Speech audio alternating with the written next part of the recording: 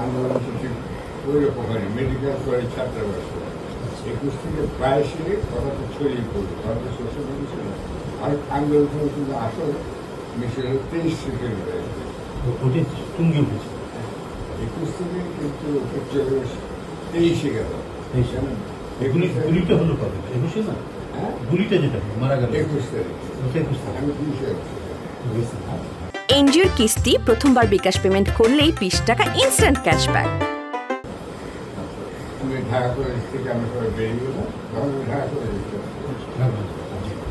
সেই জন্য আমি দল বেরিয়ে ওখানে গিয়েছিলাম, দফা যাই।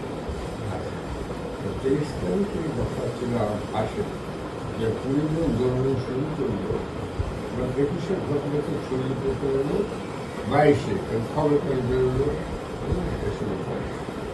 23 তারিখে ও আমার পেছনে ছিল, ও ছুটলো, ছোটার পরে ও তো ফায়ারের জন্য